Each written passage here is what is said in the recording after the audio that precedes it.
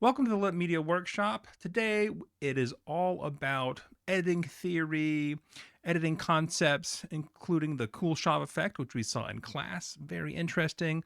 We're going to think about and talk about your mind and how that impacts editing, as well as some trade offs in terms of style. And how is it that editing is like music? Stay tuned for all of that.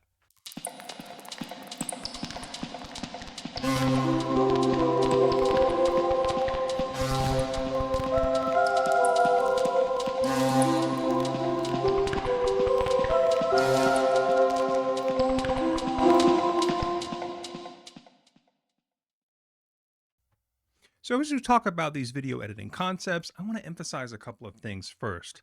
The first thing is your eyes, right?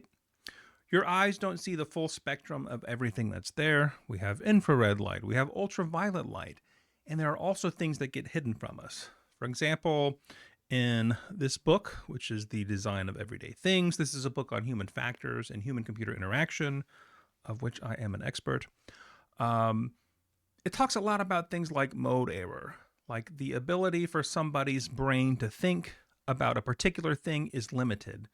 In the field of cognition, it basically it means that your brain can only think about so many things at the same time, and that there are certain tendencies for the brain to fail in particular ways that are common to everyone. Another book I really like on the topic is Visual Thinking by Arnheim. This is like a late 60s, early 70s book, which talks about how people think in terms of phenomenology. So this leads exactly to this effect that we were looking at, um, this Kuleshov effect, right? What's actually happening here? Why does this actually work? Well, the thing is in this effect, if you haven't heard of it, um, you can use a short film and show the exact same plain expression, kind of like this guy above us here who is making. And depending on you show before and after that expression, you attribute all kinds of great acting skills to the actor who is doing that acting. Why is that? It's because your brain fills in the gaps. Whatever gaps are made uh, when you're creating film, when you're doing film, you can create these gaps intentionally for the person who's observing and watching your film to actually be, thrilled or confused, or you can create these kinds of emotions by doing this kind of thing, right? So, for example, here, the gap that you're filling in, if you see like a happy child playing, you say, "Oh, how gracious this person is! He really loves, being nice to kids and stuff." Whereas if you see something else like a bowl of food, you think, "Oh, this guy must be hungry because he keeps looking so longingly at this food." So your brain is constantly reinterpreting the world in a way that tells a story. Your brain wants to tell a story. So that's our first point here. Brains, they want stories. Right? It's just like a very natural concept that you should keep in mind while you're editing. This means things like it's actually very forgiving. You can get away with a lot. What do I mean by this? Um, well, you can get away with a lot in terms of when you're switching from frame to frame, especially if you're switching cameras at a particular moment. Your brain just imagines that the things line up even better than they do. So this is really nice because it's often very difficult to edit things simultaneously, and there's oftentimes multiple cameras and multiple shoots. So let's talk just a little bit about shoots. And by shoots here, I'm talking about when you're actually filming some action, when you're filming an actor, an actress, when you are trying to actually get that information. This can happen in multiple ways, right? You could have one camera, and that camera can be fixed or not. We went over all of these different kinds of shots, right? We went over like up shots, down shots. We went over all kinds of different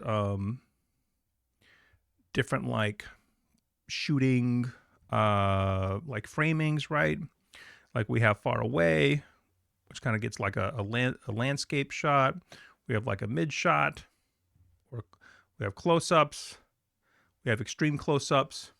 So all of these things work in conjunction to change the focus of the user, the watcher. I'm in human-computer interaction mode. So how is it that your brain actually thinks? Well, you can imagine a brain. Let's say that this is a brain. It's kind of got like these wavy things in it. And inside this brain, you always have your focus in a couple of places. Really just one place. And so sometimes you might be thinking very narrowly, and it's like your consciousness is shining a light on a particular memory, right? Well, sometimes you're focusing in on one particular thing, and sometimes you think, okay, what are some kinds of music that I like? And maybe that net gets a little bit wider, and your brain is searching in more areas at the same time. Well, in film, what's actually happening is that you have an eyeball, right? And your eyeball is directly tied in to your brain. So everything here is directly connected into your eyeballs. And when your eyeballs see light, they kind of process it into objects. And so you might have a particular spot in your brain or spots in your brain that get responses to this. This is why, with the Khrushchev effect, it's almost like your brain has like a decision tree, right? It says, okay, I see number one, I see a person sitting here and they're looking. And then in the second part, I'm expecting to see them looking at something when the scene changes, right? Is that food? Is it something sad? Is it something happy? Right? And this is what your brain uses to reinterpret the thing that it just saw so that in your head, you have something that makes sense.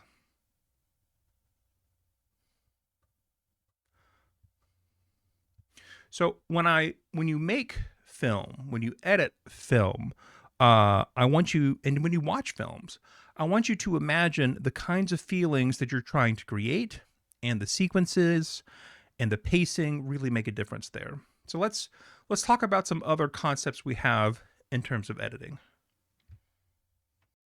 So the first thing I'm actually going to talk about is filming. Right?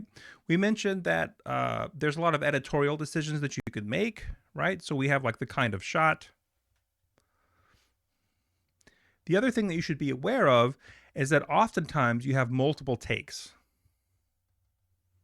Have you ever heard that, right? Here's my hot take. This is about basically shooting the same kind of scene over and over again, and maybe you get some kind of variations from the actors. So let's suppose that in one of the takes, they're too happy. In another take, they're too sad. But then in the middle here, they have like a just right take. Well, it can even be more complicated than that. In the too happy one, their happiness might be really, really happy and then sad at the end. And then the too sad one, they might start really way too kind of not that sad at the beginning and then kind of really sad at the end. So you might actually want to just splice these two things, this thing that happens at the end and this thing that happens at the beginning. Even though you didn't necessarily shoot them at the same time, there might be enough congruence there. So one of these concepts that we have is congruence. Congruence, which maybe I'm spelling correctly.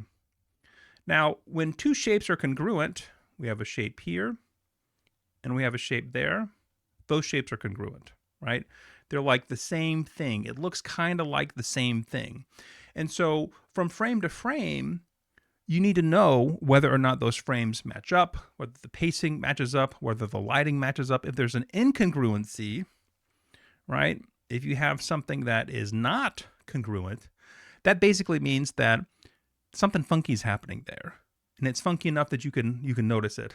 Oftentimes, you'll have an incongruency, kind of a bloopers thing where like, in the too happy scene, maybe there's a hat, and maybe in the too sad scene, there's like no hat. Movie people, they like these things, I don't know. But your general experience is that you can get away with that. Another thing that you might have here is, since you might have a multi-shot, right? You might have something like 4 cameras on the same thing.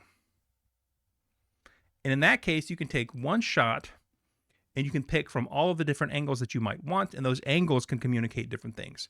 So in practice, a lot of times these things happen in the editing room. You're a filmmaker and you're like, I just don't know how this is going to look on screen.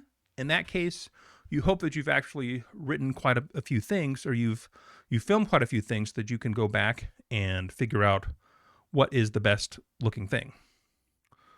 So we have incongruence. We have that film happens in editing here. There's another kind of things you have to do sometimes, and that's a reshoot. I've talked to some of the groups making commercials, and they're going to have to do a couple of reshoots, right? And in that case, it's so bad. The incongruency is so bad that there's something missing that you have to fix. For example, you write down a scene, or you get there, you think, this doesn't really make sense when I actually take a look at it. Then in that case, you're probably going to want to reshoot that. Okay. There's another kind of editing thing that you can do called post-processing. This is a very general term, but in post-processing, you're doing things like you're tweaking the light, maybe through something called color grading. You may be doing something like adjusting contrast. You might be doing something like cropping. We looked at cropping when we were talking about photographs. If you shoot in a high enough resolution, you can kind of zoom in by basically just cropping on a particular part or cropping something out. There's also like a bunch of AI stuff these days that you might be able to use to do things like remove unwanted stuff from your scene. So let's say that you're shooting something outside, a paper bag rolls into the scene, you're like, I don't want that paper bag in the scene. It's possible that instead of doing a reshoot, you can actually do something in post-production. Now, there's a whole bunch of style things that you can do as well. And it's a little bit difficult to communicate these things outside of a particular example. But in that way, I want to make this comparison to music. So for that, I want to set the scene. I'm going to try to find this clip of Alfred Hitchcock talking about how film is like music. Let's see if we can find that clip. Okay, so to introduce this is Alfred Hitchcock, very, very influential filmmaker, made a lot of suspense movies. And so here are a couple of clips of him talking, and I'm going to try to add in a little bit of information sort of in between as he talks. So let's go ahead and hit play here. We call it cutting. It isn't exactly that. Cutting implies severing something. It really should be called assembly. Mosaic is assembling something to create a whole.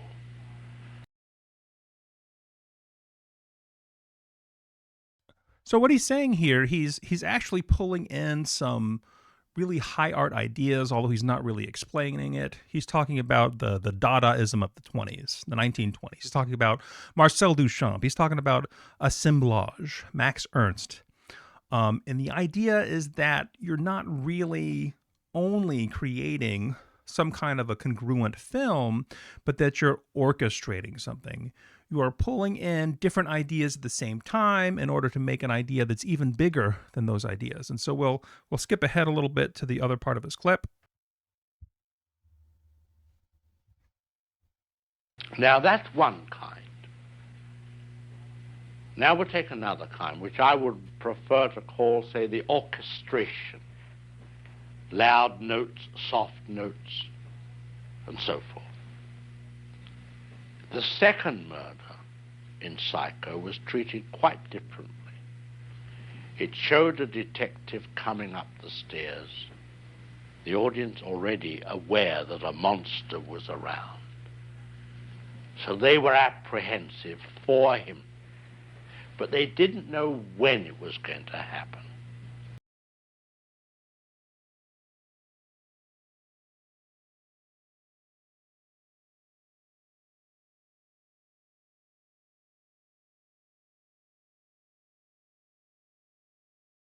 Did you feel the suspense? Did you feel it as you saw me talking, and you knew that my audio was off, but I didn't know that my audio was off? This kind of mirrors what Hitchcock is saying here, right? Alfred Hitchcock. But I want to break this down. He seems to have two different versions of the things that he uses in his suspense films. These are like, you know, um, I would, I don't know. He sort of calls them horror films. I think they're just like suspense films mostly. But this is a larger topic of conversation. So let's get back to the lecture place here, right? So he had two kinds of things, right? In terms of film style and editing, he's a very professional guy, right? We had the orchestra. So one that he talked about we'll call orchestra. And the other one that he was talking about in that second clip was surprise. And in this first one, he talks about this famous scene in this movie, and basically there's like a buildup. There's a buildup. He talks about how you have like some, just like um, in music, right? You might have strings going, you know, those strings are they're just trying to say something. They're trying to say that there's a buildup. You have this like eventual tension, eventual tension. Some crazy event happens, and then just like this falling action. It's like a very common thing. And in the surprise, it's less like that, right? It's more like they know it's coming, and then it's there. And this one has to do with a little bit of dramatic irony. And dramatic irony is like Bugs Bunny irony, where you know something, Bugs Bunny knows something, but Bugs Bunny's other guy doesn't know something. So, for example, you know, Wile E. Coyote is running, the Roadrunner, turns around, and then he starts going this way, and he just keeps walking like there's no difference here. But then when he looks down, he notices he's on a cliff and he falls. That's an example of dramatic irony. But in the surprise one, he describes this very methodical process where, there's a staircase, there's somebody walking up the staircase, and the camera starts basically over here. The camera's here, it's looking this way, and it's not juxtaposing different kinds of things together like you might in an orchestra. It's more like a melody. First maybe you just see a long shot, then a mid shot, right? Then like a super close up just of the eyeballs. And by changing this pacing around, you can create ideas in somebody's head. And so this kind of music, the buildup of tension and release, this also applies in editing.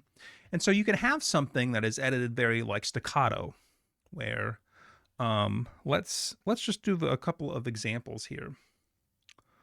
Let's see where we are on time here.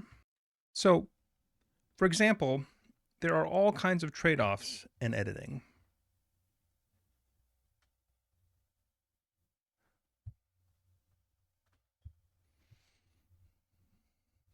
Let's say that we're changing the pace, right? Let's say that we have something like, let's say that we have two clips that are running parallel, and these are synchronized. So you've had two cameras, you have two people talking together, right? And maybe it's something like cops and robbers, right? You have two cops over here. Everyone's sitting around at a table. And behind this table, you have the accused right here. And over here, you have like a good cop and a bad cop kind of situation, something like that, right? And then let's say that you have two cameras. One of them sits over here looking over the shoulders of both of these people, and they see the criminal or whatever. What would that look like? I am really not the best drawing person. But let's say that that's camera A. And I'll try to illustrate that in a minute. And then we have camera B. And camera B is actually looking at it from the criminal's perspective, the supposed criminal's perspective. Let's say that that camera is an upshot. It's almost like it's sitting on the floor, and it frames the detectives, the interviewing people, like that. Let's say that that's camera B. Okay? So when you're shooting, you can think about what angles will give you the most flexibility when you're starting to do editing. And so in this example, camera A might look a little something like this, where we have like a small looking dude right here sitting back, behind a table. The table kind of extends this way, and then we have a shoulder and a head of one detective and a shoulder and a head of another detective. So in this way, the criminal, we'll call them a criminal. We'll assume they're guilty and the audience knows this just because it's easier to talk about that way. And then on the other side, we're showing the other perspective, right? This might be, so this is A, and B, which I guess I'll kind of sit down for. I'll just draw it first. So B is going to look something like you have just a big surface right here. And then you might have a little bit of the person kind of on the side over here. Like that. And then, I guess I could just move me. We'll forget it. And then you have like maybe the noses of the detectives kind of peering down at you. And so the idea of this shot right here is basically you want it to look like you kind of have more empathy for the person. Yes, my drawings are terrible. And so you have a bunch of decisions here, right? One of the decisions for creating some kind of tension is, let's say that we have a track C that we're making in an editing program. And in that track, we can either have A or we can have B shown. And this is a timeline. So this is basically when the shot stops, when the shot ends. So in this timeline, we might do something like this. We could do something that is staccato. And in the staccato version, let's see. So I'm going to move these things around for a second. Okay. So we have this timeline. We have these two different views. View number one is basically, we'll call it over the shoulder. And view number two is basically, we'll call it up the nose. And let's imagine we're in the editing room and that the story goes something like this. We know that the criminal is guilty because we've seen it some other part in the movie. The cops kind of think they know that the criminal is in the movie and doing stuff. And so the first part is like, we want to build up here, right? Let's just say that's one thing we want, right? So at the beginning, let's see. So the point here is there's a bunch of different ways that you can do this, okay? Let's say that we want to add some buildup. One way to add that buildup would be we start with B here, and then we make the shots very long to begin with. Then, as time goes on, we only make them half as long. And they get shorter and shorter and shorter in terms of when they switch from one camera to another. So in this C version, you actually just have a continuous line going all the way through it. But the trick is that there's always either A or B showing at a time. And so if you do this is a way to do a slow buildup, and at the end, create that kind of tension. And what this does is it makes you imagine that you're like looking around, and so you empathize with the criminal or with the detectives. Another way to do it would be to go pretty slowly, right? So you could start from the perspective of the police officers looking down. You're over the shoulder, Maybe you cut quickly to the criminal as they start talking, and then you're just back over here, right? Then back to the criminal. Maybe they say something that's pretty incriminating. Back to the officers. And then maybe over here, you go right back to the criminal. And it's just showing how big, how towering the police officers look to the criminal, because at this point, we know that they know that the police officers know that they've done this thing. Okay? So this is the same footage, edited differently, creating a very different kind of feeling based on which idea you're trying to have them come up with to begin with. Now, you could do all kinds of variations on these. You could synchronize it to music. You could synchronize it to the things that the person says. You could even do the opposite. So in this version, right here, we were showing the criminal, we were looking at the criminal only when they were talking, but we could do the exact opposite, right? We could start with B, so the police officers are talking,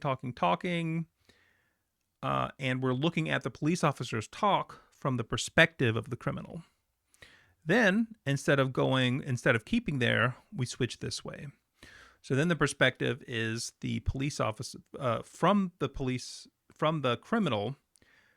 We're looking at the criminal talk from the police officer's view.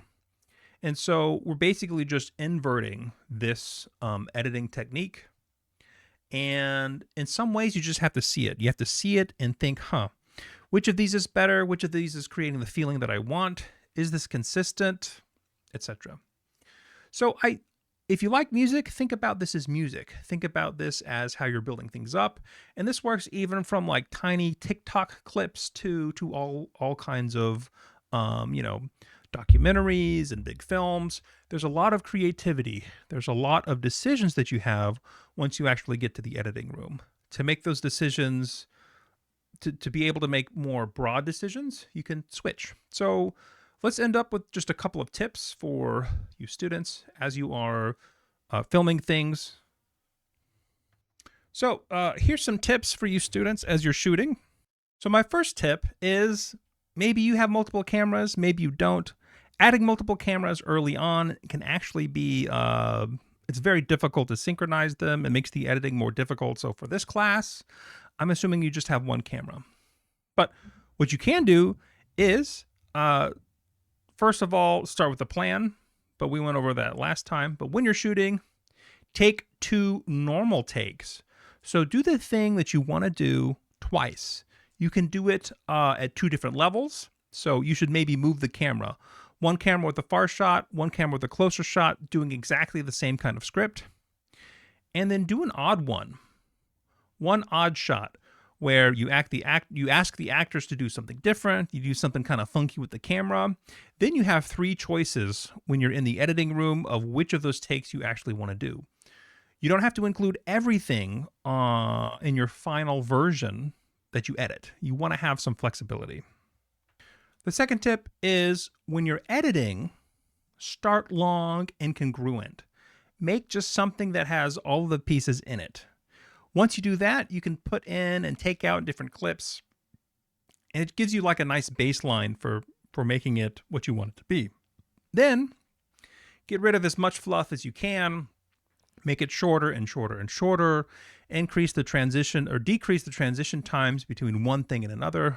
Typically, early people who are doing editing, they add too much context. They make it too clear what exactly is happening, and it's like, okay, I saw it already. That's the second tip. The next tip is when you make cuts, typically they're going to be at action transitions. So for example, if somebody is turning, that's a good time to cut. If somebody starts walking, that's a good time to cut. If somebody does all of their actions and then kind of like goes into a T pose or just kind of relaxes, it may not be the best time to cut. Some of that stuff you can throw away. The last tip is to watch from the start to the end as you iterate. So you need to be able to see all the things that happen and to think about them. Try to think about them as like a viewer who hasn't seen it before. Try to think, what is missing here, or what could I add that would make it better? Or is there any fluff that I could make it shorter? Or, is there some kind of an extra take that I have that might work better? You might even want to consider some kind of a reshoot, but that's kind of like a sad time. So in terms of homework, just keep working on your videos. We might do an extra project, but there's not a whole lot of time left in the semester. So thank you all. Good luck on your editing, and I will see you in class.